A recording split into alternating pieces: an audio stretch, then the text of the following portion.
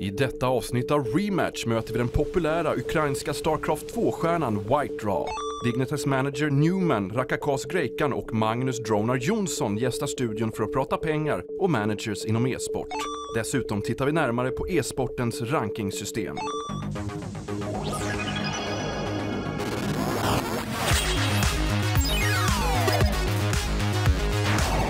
Dollar, stash, raha, mulla, kulor, cash, kagemure. Idag ska vi prata om det som alla egentligen vill, att kunna tjäna pengar på sitt spelande. Att leva sin dröm. Så skulle nog de flesta spelare beskriva en tillvaro där de livnärde sig på sitt största intresse, sin passion. I och med sponsorernas ständigt ökande intresse för e-sport blir den drömmen verklighet för allt fler. Lönerna ökar och spelarna slipper pressen av att bara finansiera sin sport med hjälp av vinstpengar. Jag kom in i e-sporten för några år sedan, kanske 3 år sedan eller något sånt där. Och då var det liksom online folk som jag träffade som visade mig den här nya sporten, så jag visste inte om att det fanns att liksom spela och tjäna pengar och allt sånt där. Så. Men du gör det? Det är heltid? Ja, det är heltid för mig. I get a salary from my team EG. They pay all my travel expenses and hotel and everything like that. Also tournament winnings on top of that. And then there's a lot of other sources of revenue. You get advertisement money off streaming. A lot of players do coaching and lessons. Yeah, there's a lot of money in the scene right now. The sponsors are the most consistent part. The salary is what I'm living off of basically, and then you get big chunks of prize money here and there. You win a tournament, you get an extra $10,000-$15,000. Then that's the biggest part for that while. But tournaments are obviously, you don't win a tournament every month. So the sponsorship is really the consistent part of the money. Det som möjliggör det för en att vara professionell spelare kommer då från sponsorer, kanske till och med den största, viktigaste biten. Åtminstone om man ska bo utomlands eller åka mycket utomlands. Sponsorerna är alltså ryggraden för den kropp som är e-sporten. Men hur blir en talangfull spelare egentligen upptäckt? Och hur förverkligar man sin dröm om att bli sponsrad? Det viktigaste är ju att synas mycket liksom. Och kontakter då, som det är i vanliga arbetslivet. Och att man måste ju självklart vara bra också. Men det är väl en kombination av de tre skulle jag säga. Liksom man vågar göra mycket intervjuer, vara professionell när man gör intervjuerna, annars får man inga sponsorer. For me, the general progression is something like, okay, you first have to get good, which is generally going to be a lot of ladder games, a lot of studying. Once you get good, you enter online tournaments. You win a lot of online tournaments. Hopefully a team picks you up. If they don't, then you go to a LAN event. You win a LAN event, you win a MLG, ESL, whatever, you're definitely going to get noticed and you should get sponsored. Obviously, you have to gain some kind of level of popularity first. You got to be known, or you got to be really good in tournaments, but you can do a lot of things. Many people started coaching for money, so it kind of started because StarCraft and poker is a kind of connected scene. A lot of people know from each other, and poker coaching is really big. So there are really, really strong players who teach newcomers for money to become a good player. Om man är bra så brukar folk uppmärksamma det. Om du vinner lite turneringar på internet och så folk får höra om dig där i scenen, då kommer sponsorerna automatiskt om du är så pass bra för det mesta. Det är så det har varit för mig. Jag har aldrig gått ut och letat efter sponsorer eller något sånt där. Just, you know, play and then get good and then enter tournaments, win tournaments and you'll get sponsored. Även om ett fåtal lyckliga då lever gott som sponsrade stjärnor, så är karriären som e-sportare sällan särskilt lång. Finns det några möjligheter att fortsätta leva på sporten även efter det att man har slutat spela? I Korea åtminstone har du betalda casters, managers, du kan driva ett team, det finns gott några sådana roller. Men det beror också på hur pass känd du är. Om du är boxer och drar dig tillbaka och har en managementroll i StarCraft 2, no problem. Folk kommer kasta sig över dina fötter för att få dig att vara liksom flaggskeppet för deras e-sportsprodukt. Så jag tror definitivt det finns gott om möjligheter så länge man har använt sitt namn väl under den tid man spelade. Det gäller alltså att ta tillvara på sitt varumärke och maximera möjligheterna till inkomst. Men det är inte alla som är förtjusta i att prata om sin privata plånbok. Jag känner okej. Jag går inte in på lön sådär, men eftersom det är public figures anyway så kan jag säga att jag har vunnit i prispengar, vad blir det, $30,000. Sen i november tror jag det blir, har jag vunnit $30,000. Så det är okej, menar jag. Du tjänar bra. Ursäkta? Tjänar du bra? Ja, jag tjänar tillräckligt. Det blir nog mer i framtiden sen, när man vunnit lite mer.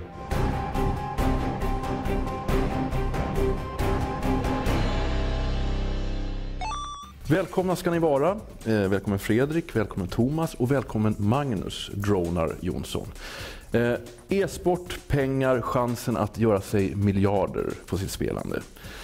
Ni har alla erfarenheter från olika områden och inte minst Dignitas som du brukar envisas med att säga. Hur funkar hela den här apparaten? Om jag som spelare vill börja tjäna pengar, finns det möjlighet att tjäna pengar? Och hur mycket tjänar man? Det är ganska många möjligheter att tjäna pengar inom e-sport. Spelare framförallt tjänar pengar både via att de streamar sina matcher live, men också de spelar för organisationer som gör dem lön eller helt enkelt vinner prispengar. Det finns många olika sätt att dra in kulor så att säga.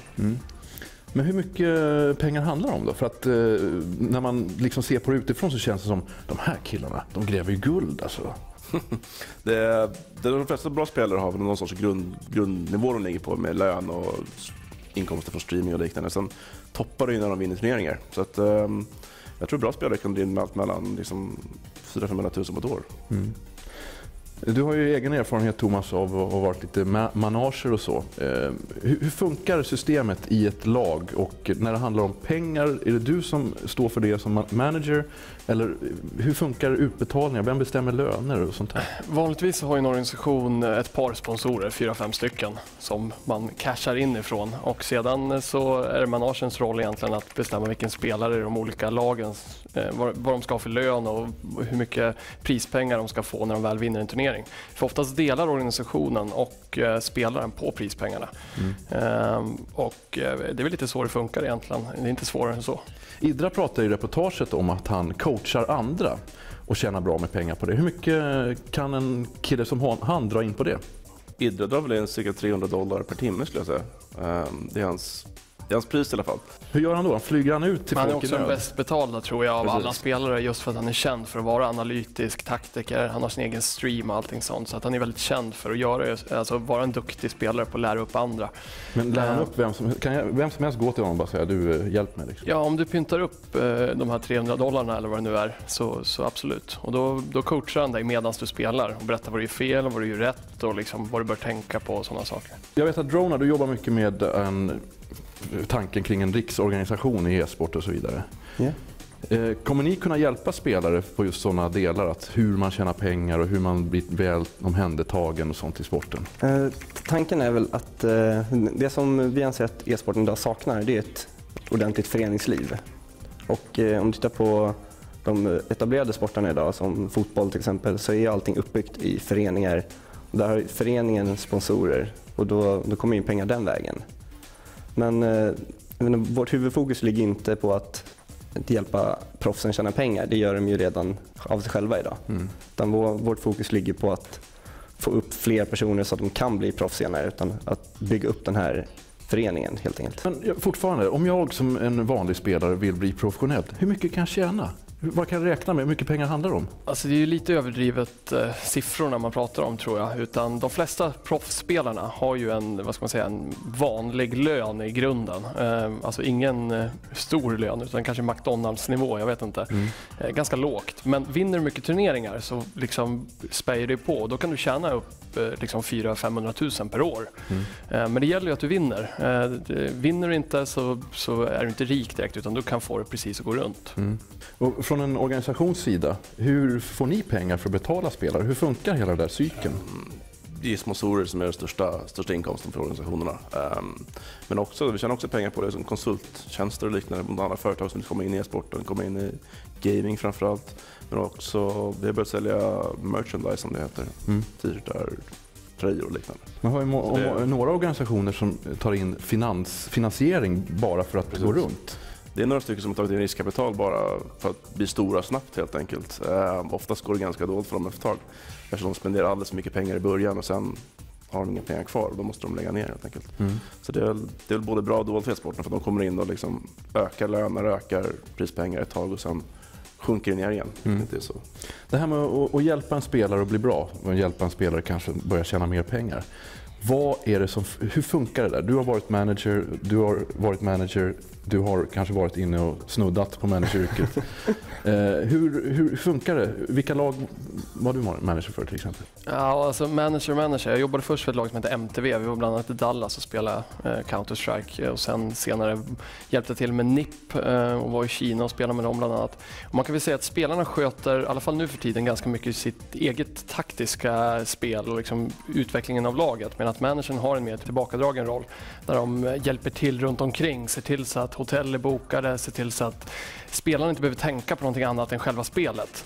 De kommer egentligen till evenemanget, sätter sig vid datorn, spelar och sen kan de gå därifrån.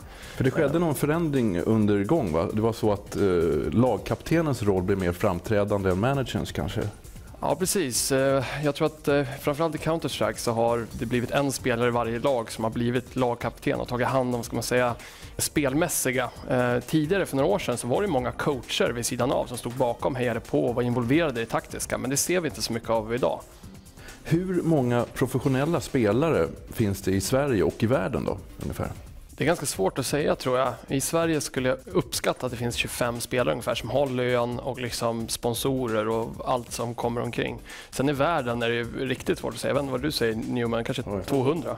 Ja, någon sån där 200 aktiva spelare som jag lever som proffs liksom. Sen finns det en hel apparat runt omkring dem som också lever på e-sporten.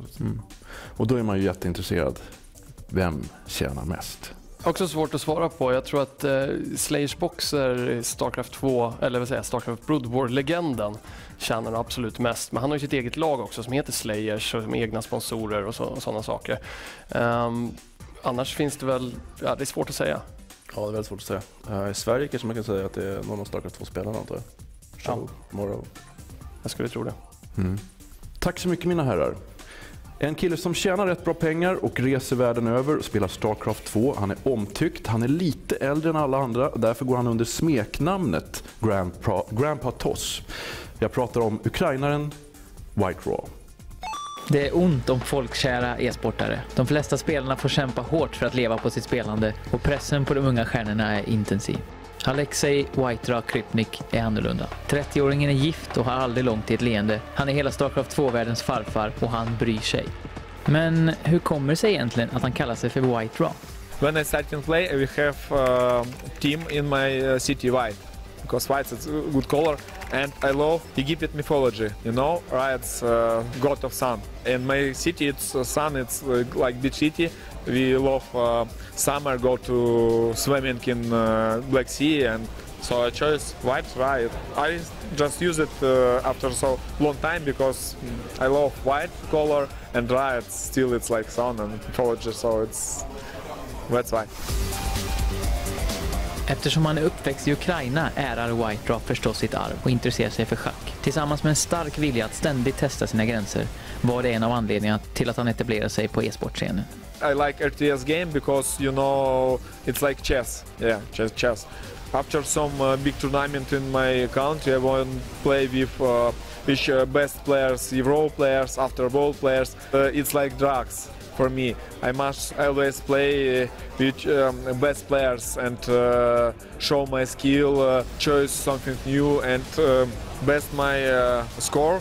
I won WCG 2003 in Ukraine and go to Seoul. Before it, I play many tournaments in my city, Ukraine, but not international.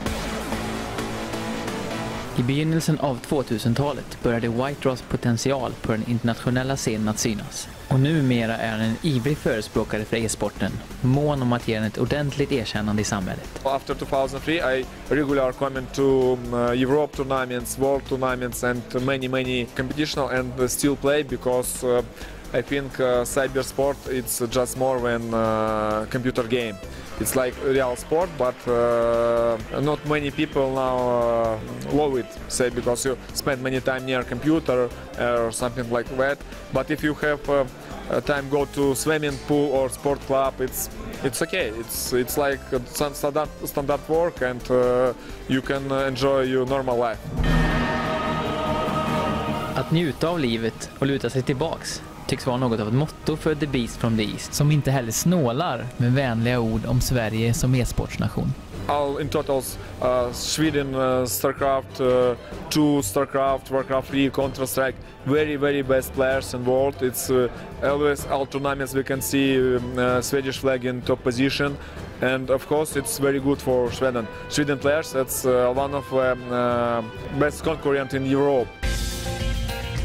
I'm not only pro gamer, I have work in big Russian magazine, write article about cybersport, about games, and my old work is television channel. So I have experience and try mix my pro gamer career and standard work. So do you earn enough money to support your family with your gaming? Right now, yeah. 1 year before coming StarCraft 2, it's been more hard because StarCraft 1 not so big popular games. After coming StarCraft 2, I'll change it. It's now I think number 1 cybersport game in this moment, and I'm very happy for this. And many people who not love computer games, not know what we have cybersport. Now see it and enjoy it. Just they not see a TV program on something like that. They just show stream big tournaments like we see in here DreamHack and enjoy this game. We have support players who play here race, and it's really nice, I think. Den vite solguden från Ukraina, är han klar för DreamHack? Han kommer på DreamHack Summer. Han gör det? Spännande. Välkommen Jesper Englin, vår sportexpert. Tack. Vi ska känna lite grann på den traditionella sportvärlden som du känner väl till och insatt i, och se vad e-sportsvärlden, om den kan lära sig någonting av traditionell sport och bevakning av traditionell sport eller inte. Vad kan e-sportscenen lära sig? Det jag framförallt tänker på är att det är väldigt svårt att hålla isär alla turneringar och alla mästare. Det är lite som i boxningen där man har massa olika organisationer som har flera olika titlar och man har lite svårt att hålla koll på vem är egentligen bäst i världen just nu. Så det är det jag tänker mig, ett mer tennisupplägg kanske. När man ser rankingen, ja idag är Federer, den här veckan är Federer etta. Ja, nu har han fallit ner i andra plats nästa vecka. Så man kan liksom följa det här tydligt. Jag tror det är viktigt för att allmänheten ska bli intresserad av e-sport. Vad känner ni själva som representerar e-sporten och försöker få ordning på bitarna? Hur ser rankingen ut idag? Ja, men det är precis som Jesper säger, att det finns ingen officiell ranking så. Det finns i Korea till exempel så har de ju en ranking för de bästa spelarna, men det gäller ju bara StarCraft, och det gäller ju bara de turneringar som är sanktionerade av förbundet. Och det har ju varit lite samma när man försöker världsranken också. Ska vi ranka den här turneringen, ska vi ranka den här, är de värda lika mycket? Så det... Och problemet med de rankingarna har varit också att det finns intressen att styra rankingen åt vilket håll den ska gå. Vissa rankingar har varit ägda av klubbarna själva, vissa rankingar har varit styrda av stora nyhetssajter, vilket har gjort att man inte riktigt haft en objektiv bedömning. Om man skulle ordna världsscenen för e-sport riktigt ordentligt, vad är det som krävs? Jag skulle rent spontant säga att det skulle behövas ett liknande FIFA. Det skulle behövas en paraplyorganisation där alla ligger under den och alla rapporterar in till den. Precis som det funkar i ATP-touren i tennis till exempel. Att alla turneringar ligger under ATP, alla får en licens. Och att då ser man vilka turneringar är värda mest. Och så rapporteras alla poäng bara rakt in till rankingen. Finns det olika intressen som inte vill ha en övergripande ranking, eller varför är det svårt att få till det? Alltså jag tror de etablerade klubbarna, de som är stora i e-sport idag, jag tänker på stora klubbar som SK, Fnatic och så vidare, och stora eventarrangörer som MLG, DreamHack bland annat, de ser nog inte ett scenario där de ska underordna sig någonting som kanske är federativt eller någonting som styrs av spelarna själva, utan de vill ju gärna vara med och påverka utvecklingen själva och tjäna så mycket pengar som möjligt på det. Och det blir ju en konflikt däremellan. Men utomlands i Korea så verkar det finnas organisationer som liksom står ovanför allting. Skulle inte det funka här? Jag tror det absolut. Bara liksom man enas om vad man kan tjäna på varandra. Liksom. Och det finns ju uppenbarligen ett case för DreamHack att till exempel vara med i en sån sammanslutning. Svenska planer på den här fronten. Jag antar att det här är en av era agendor. Vi har faktiskt diskuterat precis det här med ranking, så det ligger i pipelinen helt enkelt. Men vi har fortfarande en bit kvar. Vi måste komma överens med så många parter som möjligt så att alla faktiskt är med på att det är den här rankingen som gäller. Det här låter ju som en jätteapparat alltså, och föra samman allt det. Det är alltså olika speldiscipliner, olika spel man spelar, olika klubbar, turneringar, allt är spritt. Om man drar lärdom från sportvärlden eller om man funderar på om folk inte kan gå med i en sån här riksorganisation, hur löser man översikten? Liksom? Hur hänger man med? Det som jag funderar på är ju, inom golfen till exempel så har man en pengaranking där man ser, Tiger Woods har tjänat mest pengar i år, alltså är han bäst. Skulle man kunna ha ett sånt upplägg i? Det finns ju sajter som har gjort pengarankings i olika spel och det funkar väldigt bra.